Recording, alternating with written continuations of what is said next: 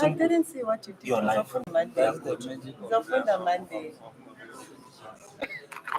Sometimes it is just a good sit. No, fella, be careful. I need to know, fella, you should. I'm a technician. I just have to. Ah, that's true.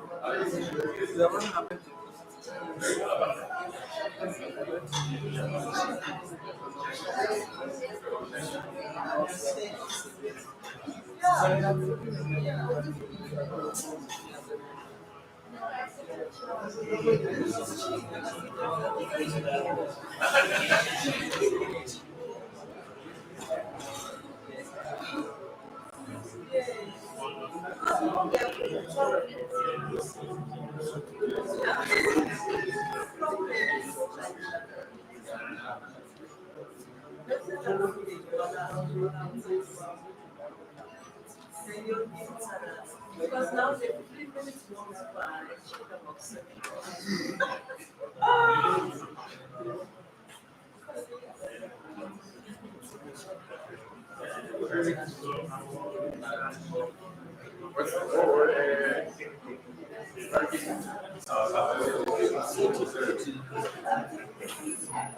So what do they see? What do they see?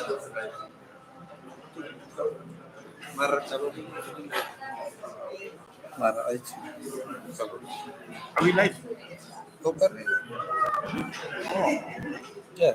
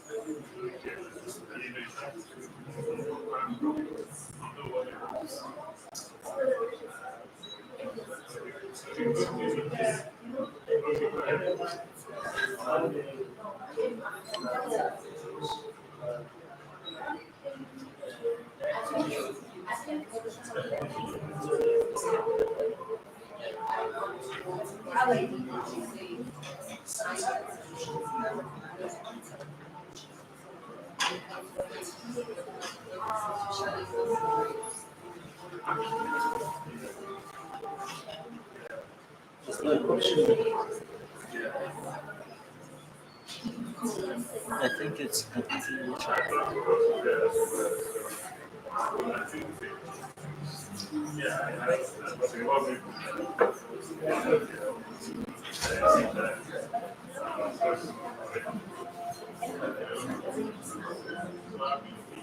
you can cut out. What I cut out, yeah. Originally, because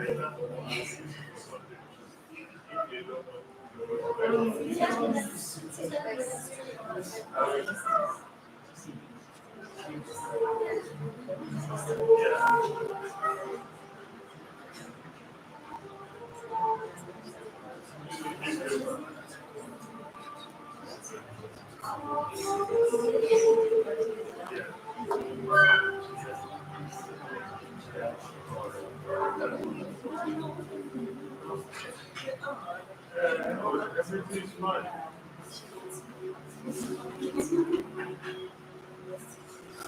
What's that?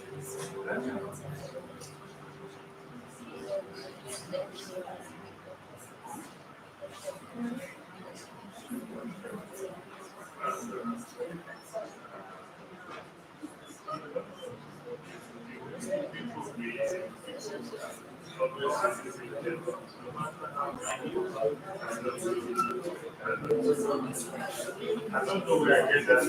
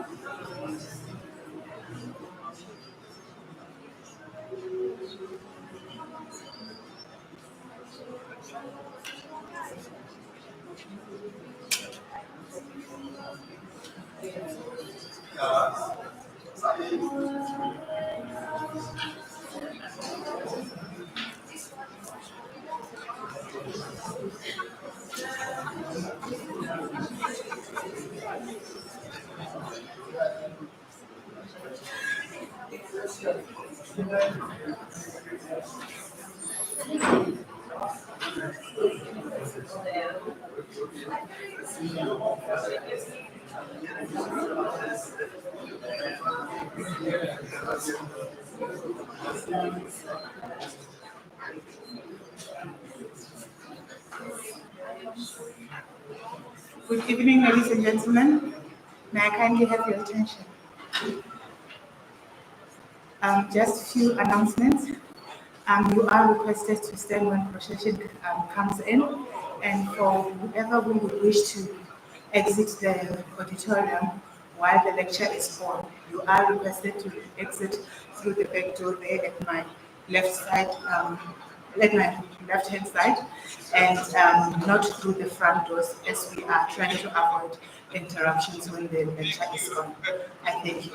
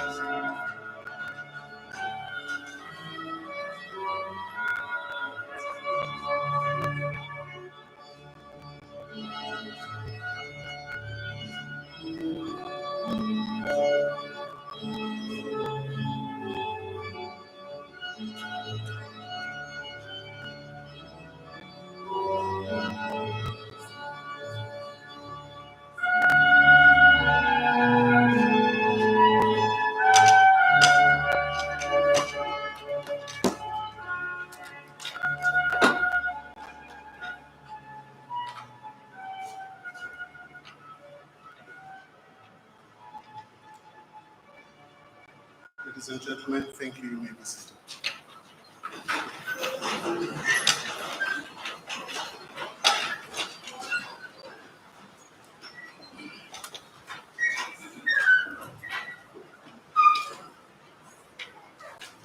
To the Chancellor of the University of Pretoria, Advocate Emeritus Justice Kampembe in absentia, Vice Chancellor and Principal of the University, Professor Francis Peterson, members of the Council, Vice Principal Academic Professor Ferris, Vice Principal, Research, Innovation and Postgraduate Education, Professor Sunil Maharaj, Vice Principal, Student Life, Professor Mosia,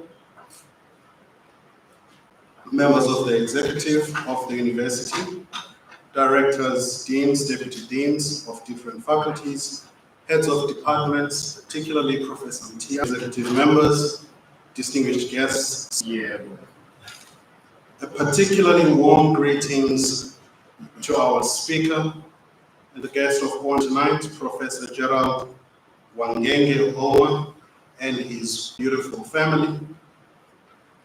It is with profound honor that I welcome all of you to this evening's inaugural lecture, which is not a moment of intellectual engagement only, but also a moment of celebration, as we mark a defining milestone in the distinguished academic journey of Professor Ouma.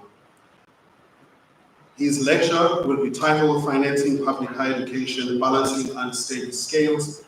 It confronts one of the most urgent and complex challenges facing tertiary institutions, both globally and locally. In an era marked with economic instability, unrelenting call for equity, high-quality education, his insights are not only timely, but necessary.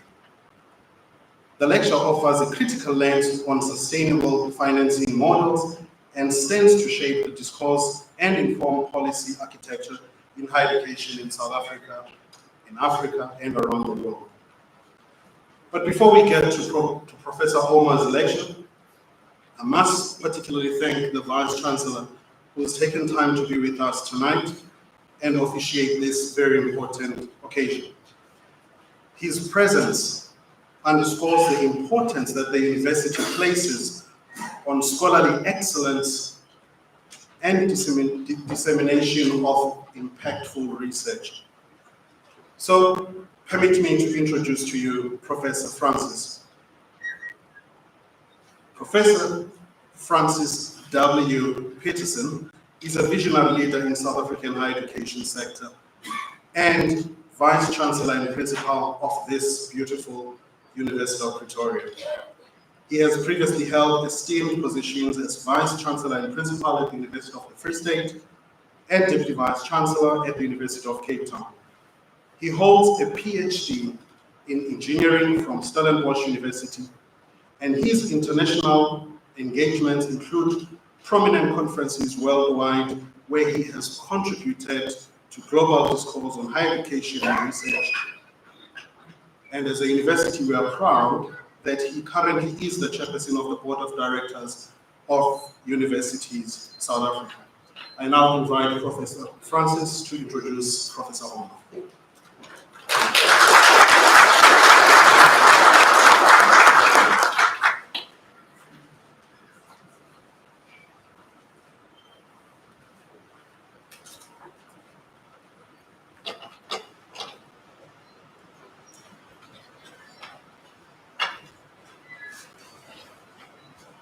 Good evening to all of you. Let me first express my sincere thanks to the Dean for that kind introduction and for setting the tone so thoughtfully for this important occasion. I also take this moment to extend a very warm welcome to all present, colleagues, students, members of the academic community, and also distinguished guests. A special word of appreciation and recognition goes to the family, friends, and the loved ones of Professor Gerald Wangenge Ouma. Thank you for being here to witness, and I believe to celebrate, this significant academic milestone with him. Here at University of Pretoria, an inaugural address is not simply a formal rite of passage following promotion to full professorship. It presents a public affirmation of scholarly excellence, a celebration of academic leadership, and a moment to contribute meaningfully to the intellectual life of the university, but also, very importantly, to the broader society. It's an opportunity for a newly promoted professor to reflect on their scholarly journey, to articulate the contributions they have made to their particular field, and to outline the future directions of their research and also their engagement. It is a proud tradition that affirms the value of rigorous research and its relevance to societal progress. And we often ask the question here at the University of Pretoria, to what extent do our research benefit society, but also help to have discourse on particular issues? So today's inaugural address, titled Financing Public Higher Education, Balancing Unsteady Scales, is both a timely and profoundly important for the South African higher education sector, but not only for the South African higher education sector. We have this challenge across the higher education sector globally. So Professor Ouma will examine the multifaceted and often competing pressures involved in financing public universities. His lecture will explore the fine balance between promoting equity and ensuring efficiency, between access and sustainability, and between the public good and the institutional viability. Drawing on years of research and practical engagement, Professor Ouma will delve into how political, social, and economic forces shape the governance and funding of higher education. As financial constraints tighten, the tensions between expanding access and maintaining quality and financial sustainability become ever more pronounced. His address will consider how policy voices and policy choices affect this delicate balance and the long-term societal implications thereof. And I was reading this morning on a LinkedIn page, an opinion piece that was written in the UK about the whole issue of how vice chancellors can't manage the university sustainably on the basis of financing. So I will listen very carefully, Professor Ouma, to what advice you have for me as we have a similar challenge in South Africa. So crucially, he will also introduce an emerging research focus, the phenomenon of goal displacement, which occurs when financial imperatives begin to override the university's core mission of advancing the public good. His argument will ultimately call for a more sustainable and just approach to higher education financing, one that does not compromise equity or the public purpose of universities. It is now my great pleasure to formally introduce Professor Gerald Wangenge Ouma. You can still sit down. I'm not going to sit. You're very keen to get to it. So Professor Ouma is a professor of higher education and currently serves as the Senior Director for Institutional Planning, Monitoring and Evaluation here at the University of Pretoria. He earned his PhD in Education from the University of Cape Town and previously held the position of Associate Professor at the University of the Western Cape. His scholarly and professional contributions to the field of higher education have been wide-ranging and influential. Nationally and internationally, he is recognized as a thought leader in higher education financing and higher education policy.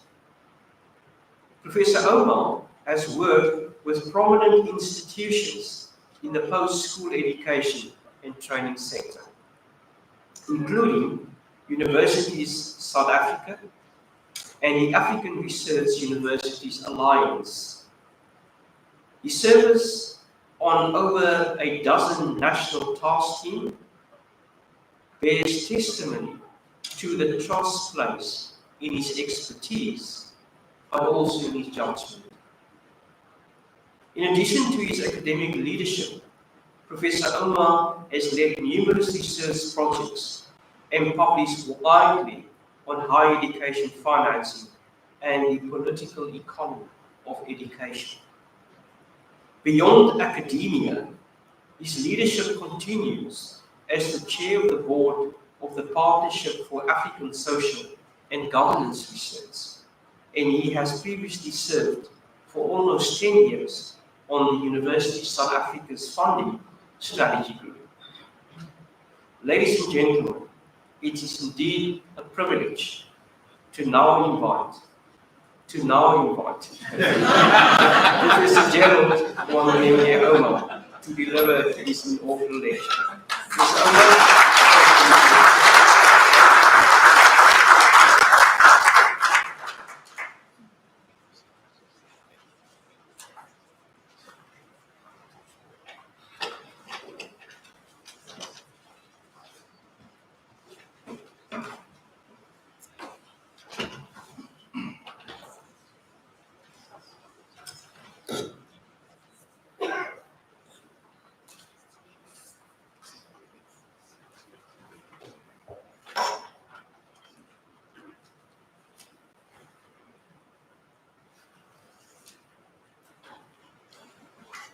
Thank you very much.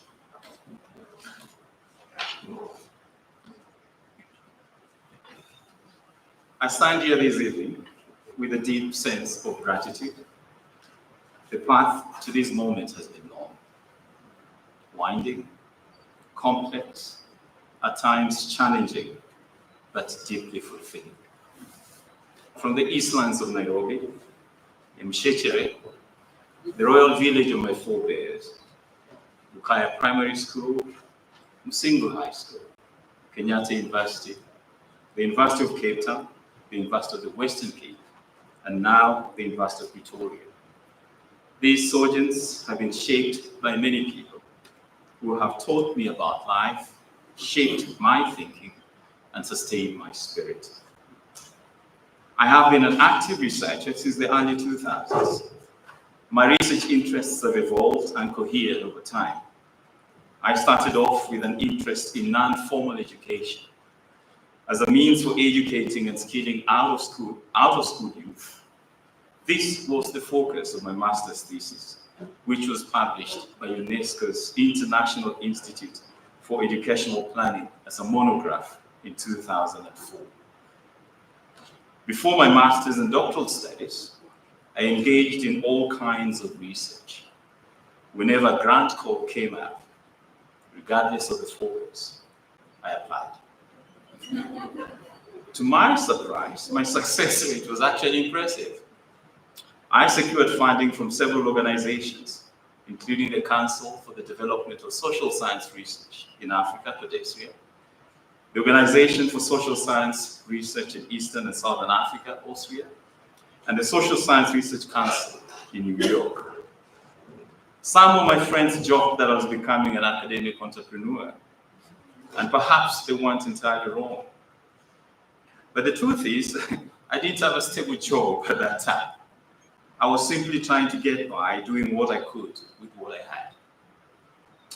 Before taking up doctoral studies, funded by the Ford Foundation at the University of Cape Town in July 2004, I had been involved in various international initiatives aimed at revitalizing higher education in Africa, led mainly by the Partnership for higher education in Africa.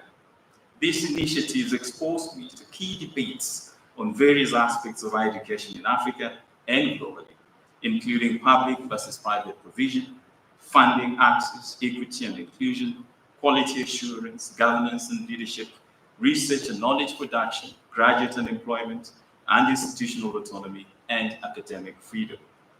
Through these initiatives, I interacted with some of the top thinkers in the field of higher education, built important networks, and perhaps more importantly, developed a deep interest in higher education as a field of study. I should add that it was through the networks I built in higher education that I was headhunted for my current position here at the University of Pretoria in 2013, just shortly after my promotion to associate professor at the University of the Western Cape. My doctoral research, which was a comparative study of how public universities in South Africa and Kenya responded to declining government funding, was significant in shaping the central focus of my research interests. The focus of my thesis was on the funding challenges faced by public universities and varying institutional responses to reduce their dependence on public funding. The thesis demonstrated the impact of declining state funding on public universities and the responses by the universities.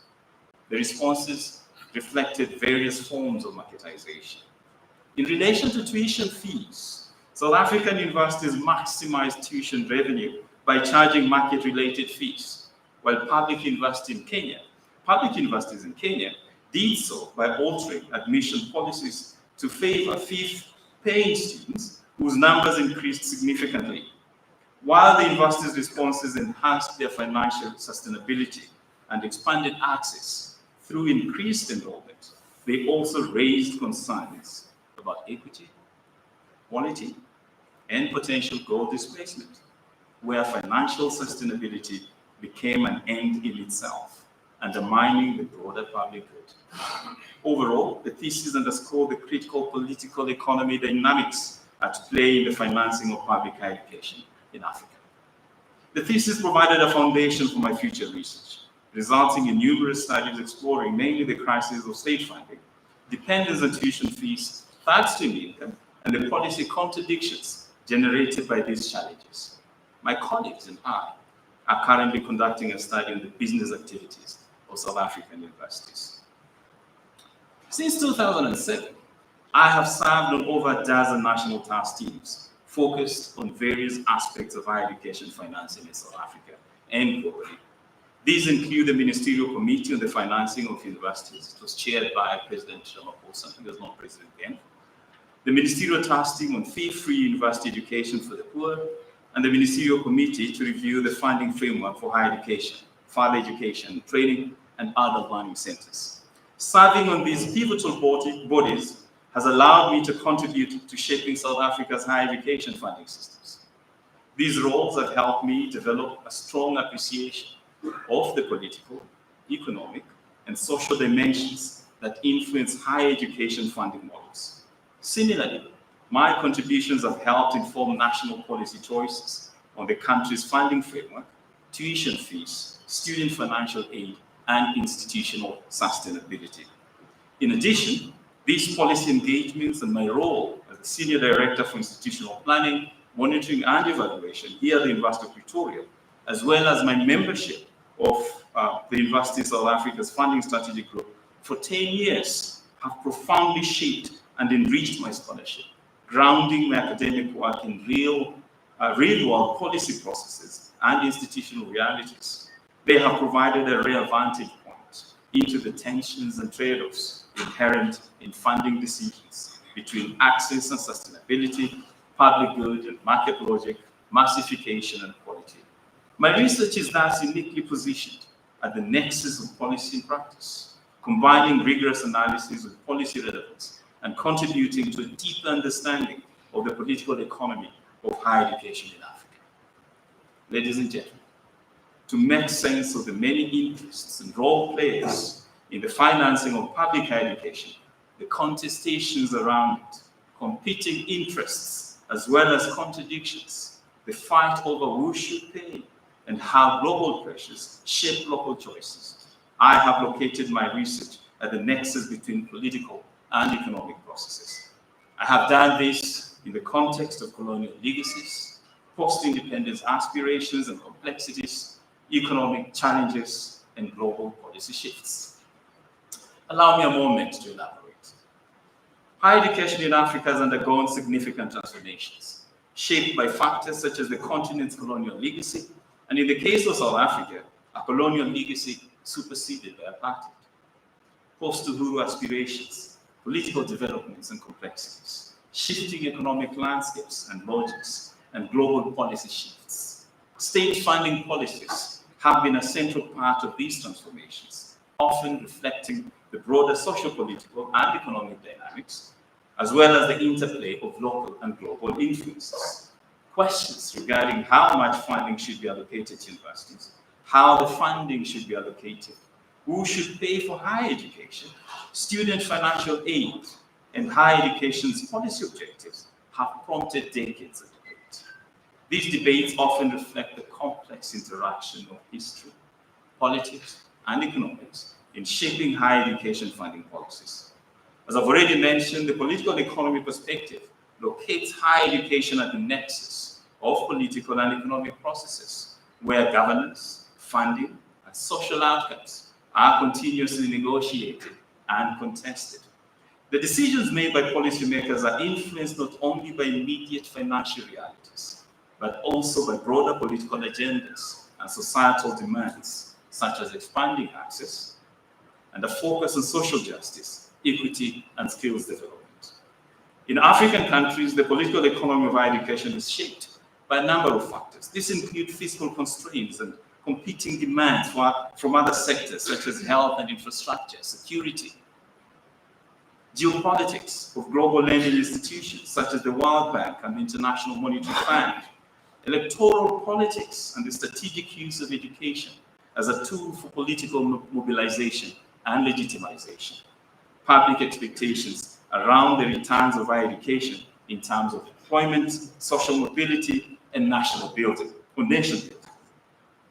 The political economy of financing education in Africa reveals persistent tensions between higher education institutions, the state, and society. These tensions are manifested, among others, in a mismatch between state funding and political expectations on the one hand, and societal and institutional realities and expectations on the other.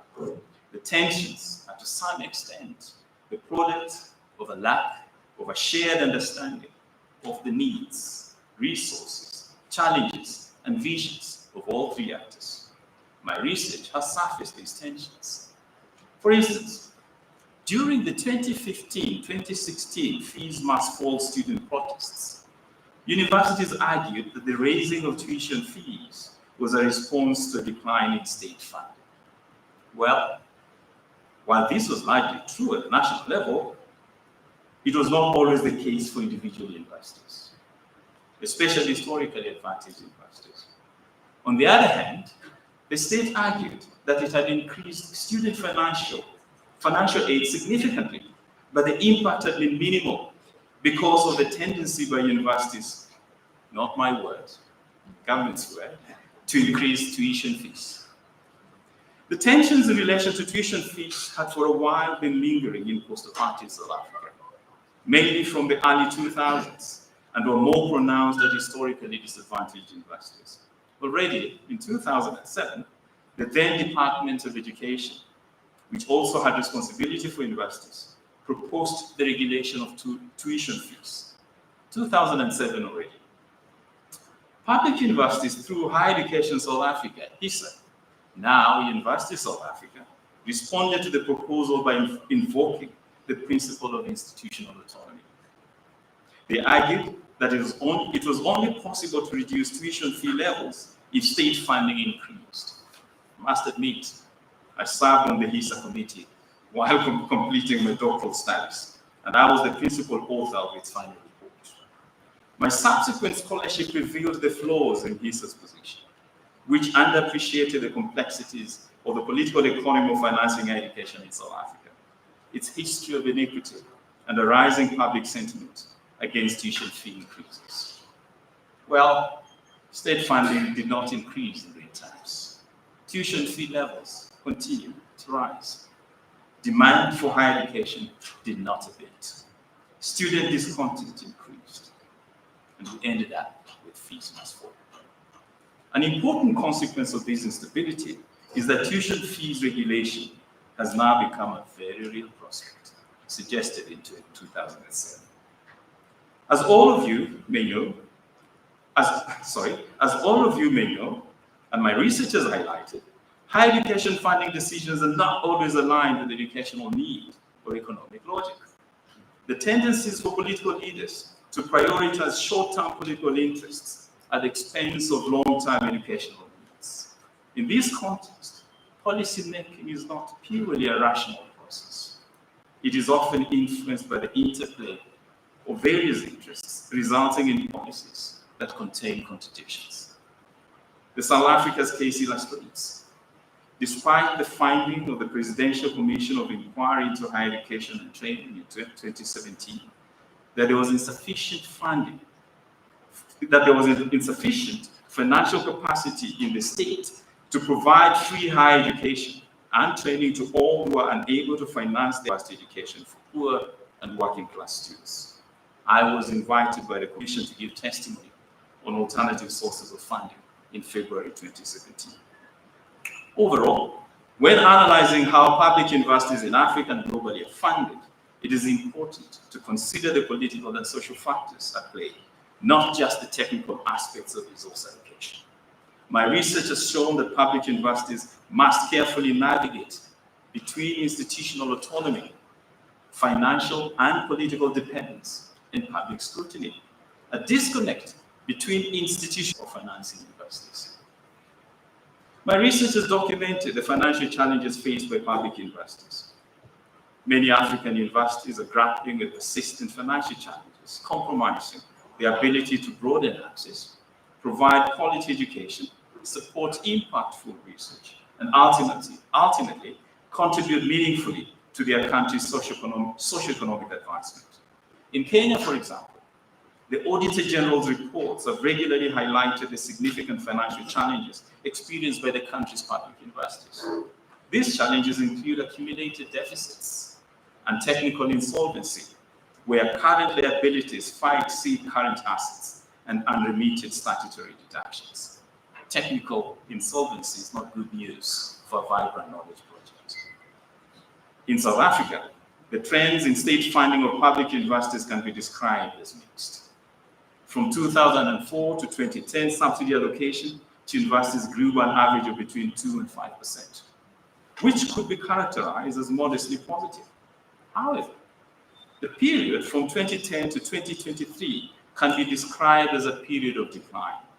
Many years during this period recorded a real decline, ranging from -2% to 5%, with some years recording significantly higher drops of between -5% to -10%. Of course, this challenges the financial sustainability and viability of higher education institutions. Generally, the challenge of financing public higher education is characterized by a number of features. Per student costs increasing at rates in excess of the average rate of cost increases in the economy. Capturing this increase in cost is not without contestation. In South Africa, public universities have argued for the higher education of increasing higher education costs, while the Department of Higher Education and Training and the National Treasury insist on the consumer price index. In one of my studies, a senior university finance official captured the tension between HEPI and CPI thus, and I quote, "They talk about fees being too high, they being government, that the university has put its fees up higher than the inflation rate. I think that is very naive. I don't think these are helpful comments. First of all, in terms of the realities, universities' internal inflation is not CPI. CPI for production and service industry is not the same.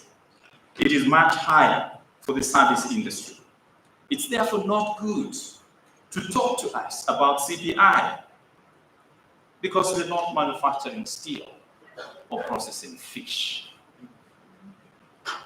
The second one is the accelerating increases in student enrollments, acting on the per student cost increases. This point refers to the compounding effect of per student costs by rising demand for higher education. Post-apartheid South Africa has recorded significant growth in student enrollment, reaching over 1 million students in 2023 from 473,000 in 1993. The increase in enrollments requires that universities concomitantly increase the infrastructure, the number of academic staff to manage academic staff to student ratios, and enhance student support services, especially with an increasing number of students from disadvantaged backgrounds. My research has highlighted the tension between expanding enrollments and achieving sustainable funding within a context marked by historical inequality and low participation rates. I have shown how quality has been compromised due to the mismatch between available resources and enrollment growth. In response to stagnating state funding, some universities have increased enrollments in low-cost programs as a strategy to cross-subsidize more expensive offerings. This has resulted in overcrowding and deepened resource asymmetries, undermining the capacity of universities to fulfill their broader societal roles. Public funding generally being unable to keep up with the trajectory of cost increases. The decline in state funding that I've already demonstrated captures these realities. This decline, as I will show later, has resulted in, among others, an increasing reliance on tuition fees, shifting a significant proportion of the financial burden to the students and their families. My research has shown that these funding pressures are aggravated by various systemic challenges, which include the following: funding mechanisms that do not consider the cost of higher education provision, where allocations are generally arrived at arbitrarily based on historical expenditure patterns. They don't reflect the true cost of providing higher education. Non-disbursement of all approved funds, whereby governments fail to fully remit the approved funding, which is often already lower than the funding requested by the universities. When Kenya introduced the differentiated unit cost model in the 2017-2018 financial year, the government committed to covering 80% of the unit cost of government-sponsored students.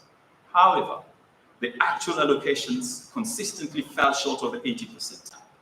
It declined from 66.4% in 2018-2019 to 48.1% by 2022-2023. Student debt, which poses significant challenges to the financial stability and long-term sustainability of universities. Student debt is an indication of affordability challenges by students and their families, as well as deeper structural challenges, mainly the limitations of public financial and economic challenges. Student debt creates cash flow and liquidity pressures for universities, making it challenging for these institutions to increase staff capacity, pay their staff, maintain and enhance infrastructure, and strains institutional operations. In South Africa, despite a significant increase in student financial aid through the National Student Financial Aid Scheme, student debt has continued to grow, increasing from 2.7 billion in 2009 to 17.3 billion in 2022. My research has shown that persistent underfunding threatens the very existence of universities as vibrant knowledge institutions. Generally, while governments promote expanded access, and many have correctly identified higher education as a critical driver for their development blueprints, they often do not match their aspirations with the required financial support.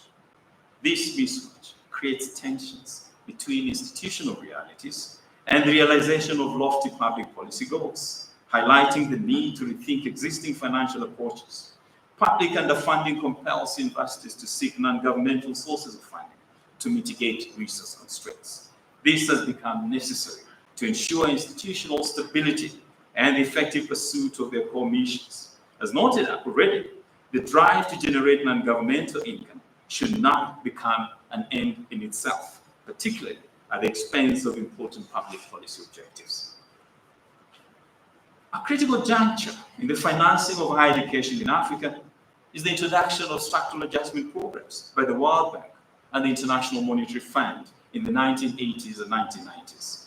I will briefly outline these developments given its important historical and analytical context in understanding the paradoxes of financing higher education.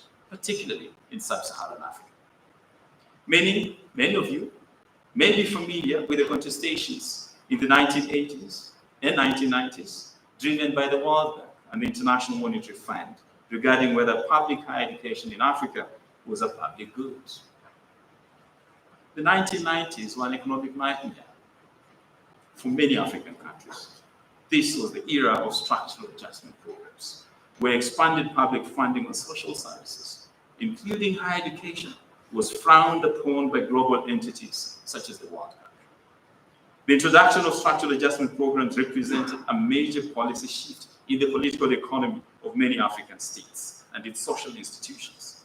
Governments were required to reduce public spending, liberalize the economies, and reorient national priorities away from social sectors such as education. The outcome of structural adjustment programs was that many African countries were compelled to implement severe cuts on higher education expenditure in favor of primary education. Higher education was de-emphasized as a public good. It was no longer an attractive investment option. The structural adjustment programs not only represent sub-Saharan Africa's devastating encounter with neoliberal globalization, but also manifest the critical role of agenda setting in public policy by powerful actors. The World Bank and the IMF are influential. The World Bank and the IMF in Africa as a less competitive investment priority and basic education as an investment opportunity. This framing had multiple outcomes, including the decline of public funding of higher education, the introduction of cost-sharing policies linked to structural adjustment programs and student loan schemes. Structural adjustment programs are important to my scholarship because of the complicated legacy for higher education financing which they created, and which underpin many of the challenges and complexities experienced today in many sub-Saharan African countries. They catalyzed the institutionalization of cost sharing and other market-based logics, redefining higher education as a private rather than a public good.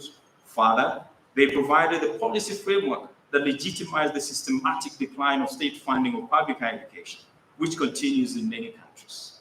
Public universities became hybrid institutions, part public, part market-driven, or public by day and private by night, as I've described it in one of my studies.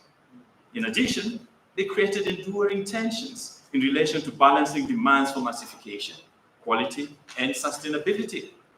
The path dependency created by structural adjustment programs, as with apartheid funding models, illustrate that the higher education financing challenges experienced today are deeply historical, structural, and political. Accordingly, higher education funding reforms must grapple with inherited contradictions, not just present-day constraints. Ladies and gentlemen, I'd like to turn our attention to the question of tuition fees. Globally, tuition fees are a deeply contested, complex, and multidimensional issue. It sits at the intersection of access, equity, quality, and sustainability. To illustrate this complex dynamic, I will highlight two key issues pertaining to tuition fees: legacy of free higher education and cost sharing. Let's start with free higher education. Historically, public higher education in many African countries was free. The public pass covered tuition and student living allowances, infrastructure development, and staff costs. In Julius Nyerere's Tanzania, higher education was entirely free as part of the Ujamaa policy. That is from the 1960s to the 1980s. The same with Kwame Nkrumah's Ghana, where free higher education was part of Nkrumah's socialist-leaning agenda. In Samora Machel's Mozambique, free higher education was adopted following independence in 1975 as part of the country's Marxist-Leninist ideology. Free higher education had many justifications, mainly post-colonial nation building and human capital development, in part to replace the departing colonial administrators, but more importantly, to produce skills for the new nation states. It was seen as a critical mechanism for redressing colonial inequalities, and as I've already illustrated, had strong ideological foundations. Politically, free higher education policies were important, compensatory, achieved several of its intended goals, mainly an expedited production of skilled individuals, especially for the civil service and secondary school teachers.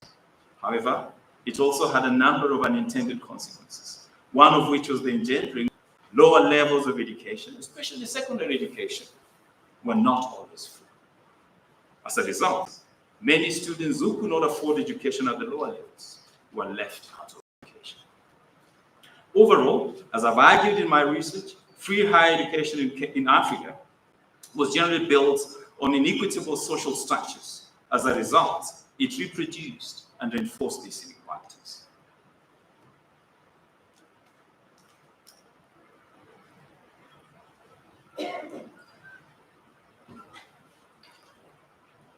To state the obvious, free higher education in highly unequal societies was a meaningful university experience. Yet state funding failed to keep up, leading to a decline in quality. Similarly, because of resource constraints, free higher education limited the expansion of the higher education systems because governments could not afford to fund growing it, and particularly higher education in Africa, and the framing of tuition fees as necessary for financial sustainability should alongside the state. Cost-sharing models differ according to the types of fees and financial mechanisms in place to support students. Fees can be upfront or deferred, uniform or variable, paid by grants, loans, or graduate tax. The long history of offering free higher education in Africa and the political sensitivities related to tuition fees made the introduction of cost sharing a very complex issue.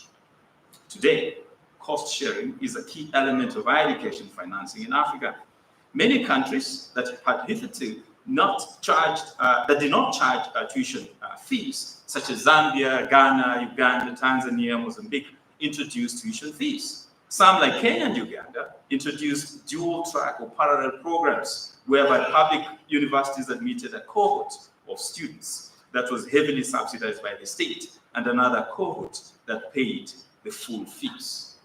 This system was also very common in Eastern Europe and China with the collapse of communism. And we've seen in countries like China, where they had a system where the cost-sharing model actually led to a strong increase in student enrollment. So it's about the structure, it's about the model that is applied, and I'll demonstrate this. The implication of cost-sharing differs according to its design and the contexts, and depends on the links between public and private dynamics of funding, and especially whether private funding is additional, that is, really low but still resilient public funding. The post-2008 world, following the global financial crisis, has led to a change of context, where the acceleration of tuition fees coincided with a sharp decline in public funding, leading to a shift in the main drive of cost sharing from being complementary to replacing state funding. The decline of spending per capita confirms this trend in the South African context, where substitution seems to have clashed with expansion or increasing access. The impact of those changes in the trends and structure of funding higher education have implications for access and equity. At the same time, it is important to acknowledge inequalities at the society and school levels, as well as the intersection of socioeconomic background with other forms of inequality, such as gender, race, and ethnicity. The shift to substitutive cost sharing has been connected to the question of student debt. This raises not only equity issues, as debt aversion has been shown to be connected to social class, but also systemic issues regarding the sustainability of the funding of higher education. The current debates and policy changes in South Africa are at the heart of these trends, with key tensions between the level of fees, subsidy, and student debt. The consequence of public-private substitution in the funding of public universities is important to consider. The 2015-2016 Fees Must Fall student movement was largely a manifestation of the tension created by public-private substitution, where tuition fee increases are aimed mainly at compensating for the decline of state funding. This substitutive model created deep tensions, including social justice contradictions, wherein the democratic promise of higher education as a public good was undermined by rising costs. It created an affordability crisis. The long-term effect of continuous above-inflation tuition fee increases placed heavy financial burdens on families already struggling with high cost of living, poverty, and unemployment. Overall, as my research has highlighted, the design, purpose, and context of cost-sharing policies matter profoundly. The cost-sharing model shaped by structural adjustment programs and adopted by many sub-Saharan African countries departed from the perspective that the cost of higher education in sub-Saharan Africa was needlessly high and that governments could not be expected to increase substantially the resources they devote to higher education. The model was inherently substitutive. It resulted in decreased quality due to underfunding and created barriers for students from disadvantaged backgrounds to access higher education. Complementary cost-sharing models, where state funding is strengthened, advance inclusive massification. On the other hand, substitutive cost-sharing, characterized by declining state funding, exacerbates inequality. In other words, when public funding declines, cost-sharing becomes aggressive. And as we all know too well, misaligned cost-sharing policies can provoke powerful demands for reforms. As we approach the end of this lecture,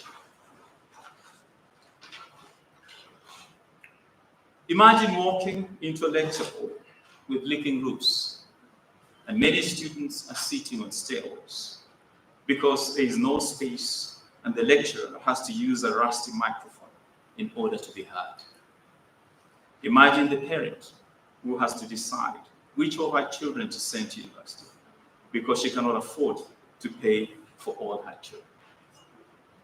Think about the Vice Chancellor, not you, Mr. Vice Chancellor, agonizing how he or she will pay salaries because the university has not received funding from the state.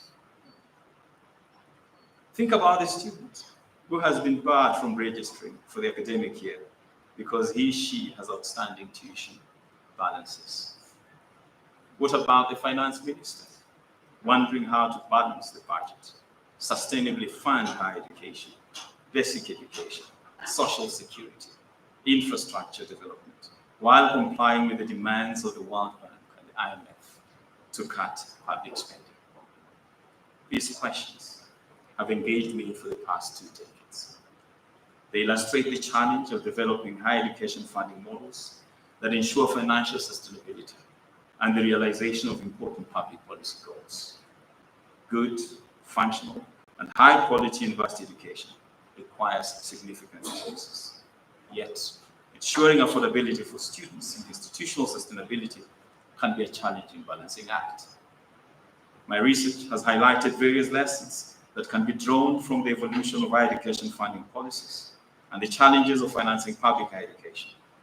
These lessons include the need for a renewed pact between higher education institutions, the state, and society, one that clarifies the purpose of higher education, defines its societal role, and establishes how it should be resourced sustainably to achieve those goals. The need for higher education funding decisions to be underpinned by a long-term perspective, short-term thinking, in most cases aimed at addressing immediate political considerations, has the potential of undermining higher education in the long term. Higher education funding models that advance inclusivity and education justice. This requires strong mechanisms to ensure that disadvantaged communities are not excluded. The need for higher education funding policies to incorporate a broader and holistic framework beyond short-term economic returns. Higher education's public good role requires that funding frameworks take into consideration its broader societal contributions and not just employability. Underfunding higher education undermines the long-term capacity of countries for research, innovation, technological advancement, and the development of critical skills. A thriving and impactful higher education system requires sustained public support. Ladies and gentlemen, financing higher education is not just about budgets. State allocations, tuition fees, public sentiment, or political calculations. It's about the future we want. Achieving this requires funding models that are financially sustainable, socially just, and contextually appropriate. Moving forward, I will continue to explore the question of sustainable financing of public universities in contexts of unstable state funding, the likely trade-offs and synergies between financial sustainability, quality higher education, equitable access, and higher education's transformational role in society among key stakeholders. Of course, I invite collaboration and critical engagement as we address this challenging question. Before I conclude, I'd like to express my deep gratitude to those who have walked this journey. To my family, my beautiful wife, Nancy, their lovely daughters, Sarah Mumbi. Thank you for your unconditional love, for your constant encouragement, and for always lifting me up.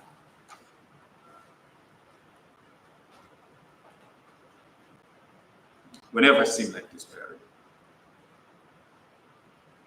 Thank you for always inspiring me to never lose sight of what it means. To my parents,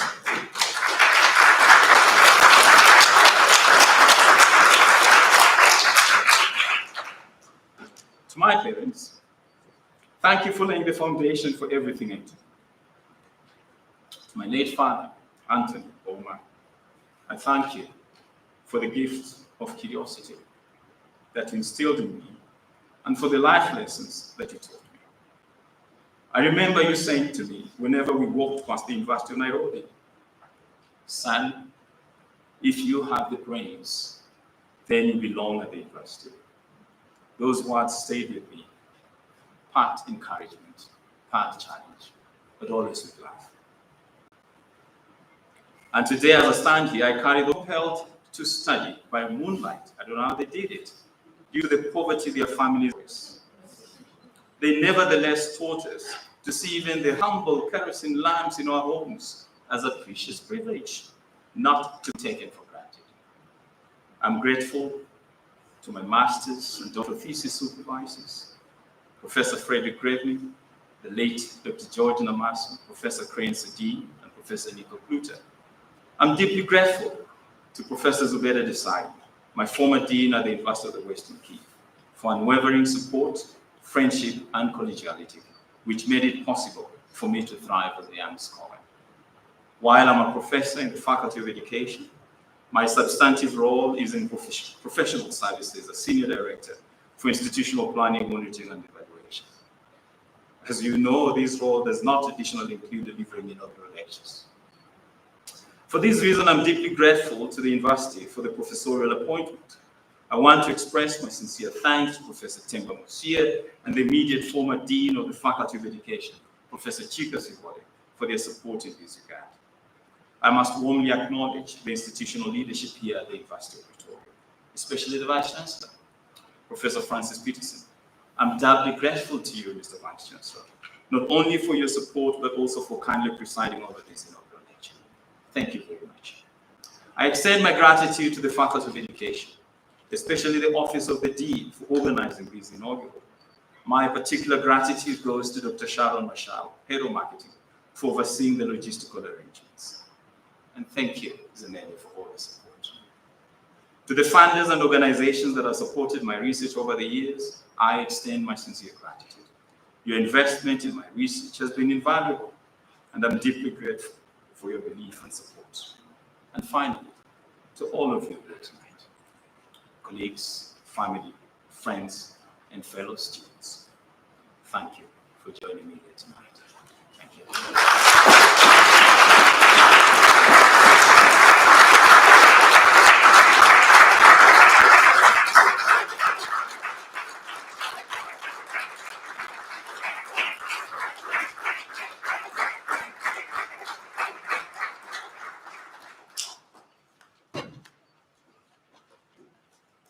Ladies and gentlemen, I don't think that's enough. Shall we give him another round of applause?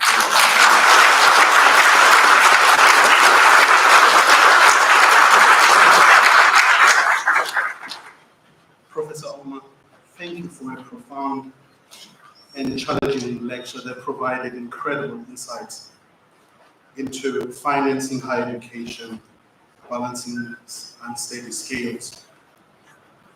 Vice Chancellor, within the Faculty of Education, we had an arrangement that we will ask him questions when he's done with the lecture.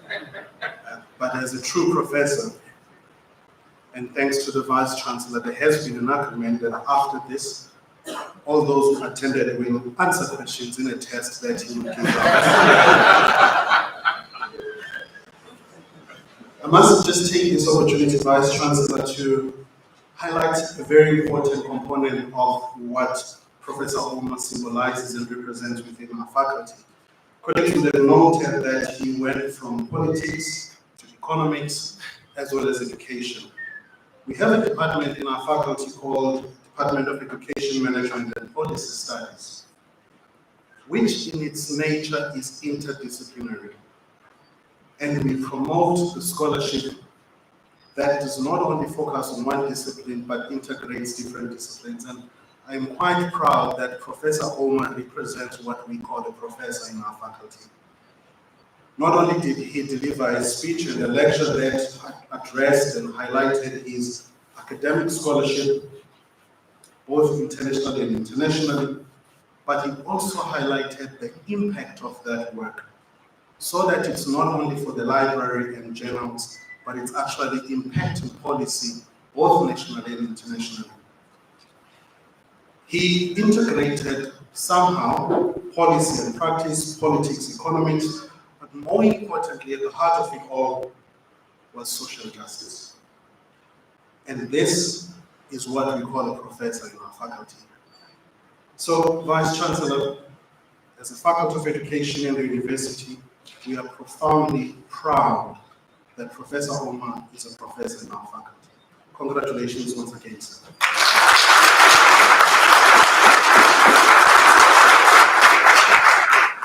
Now, distinguished guests, colleagues, allow me to thank those who worked tirelessly in getting us to this day. Firstly, the Vice Chancellor of our university, the Deputy Vice Chancellors, Council members, members of the Executive, thank you very much for your support. I must also thank Professor Chika Sehule, who started this journey for the faculty, who laid a very solid foundation that sees us here today. I must also thank members of the faculty, HODs, deputy deans, but also, indeed, the colleagues who work in the background. Not only in the faculty, you would have noticed when you came in that there were posters everywhere directing you to where you need to go. The team was led by Sharon and members of the team in the Vice Chancellor's office. I want to thank them. Some of them are here, some of them are waiting outside for the next part. I really, really want to thank them for the hard work that they put into these things. Now, ladies and gentlemen, typical of our beautiful faculty, at the end of this, I will invite you to join us for refreshments in the function hall just behind here. But before we get there, I'll request all of you to stand and remain standing as the procession leaves the auditorium. Thank you everyone for coming.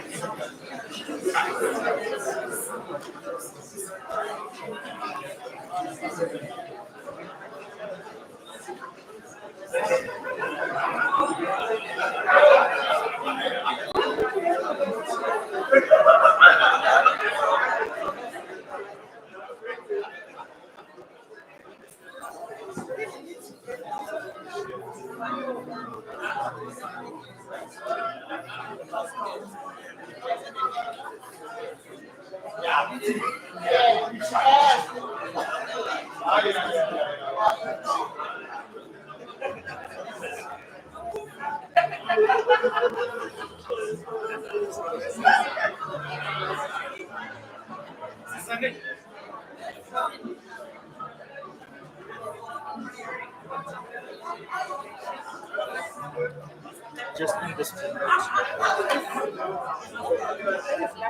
Huh? Yeah. They'll cut us out. I appear a lot in the beginning. I just wanted to acknowledge that I'm ending it. End stream, right?